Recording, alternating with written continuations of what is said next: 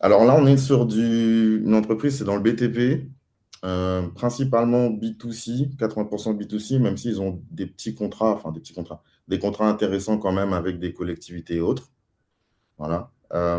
Ils ont un chiffre d'affaires qui tourne autour de... Alors, ces dernières années, le chiffre d'affaires a pas mal baissé.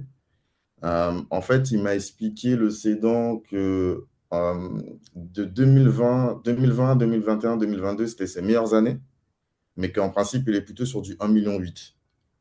1,8 million, 1,9 million.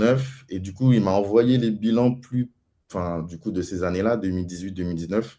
Il tourne autour de 160 en termes de BE.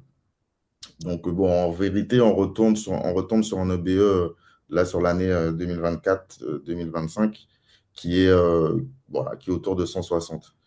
En termes de retraitement, il se verse environ 200 000, pardon. Enfin, c'est tout compris avec quelques charges personnelles. Voilà. Ensuite, en termes d'actifs, là, on est sur une boîte qui fait du travaux publics. Mhm. Donc, il y a quand même pas mal d'actifs à valoriser. Alors, j'ai juste mis en couleur parce que je n'ai pas encore la liste complète, mais de ce que je vois, en tout cas des chiffres qu'il m'a donné lui, parce que j'ai l'impression que c'est plus les chiffres qu'il a estimé lui.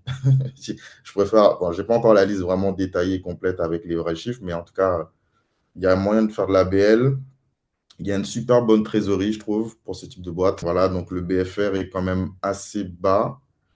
Donc une bonne trésorerie excédentaire, capitaux propres intéressants, donc je peux remonter environ 420 000. OK. Et d'un point de vue de dette financière, ça reste très correct, je trouve, en termes de dette.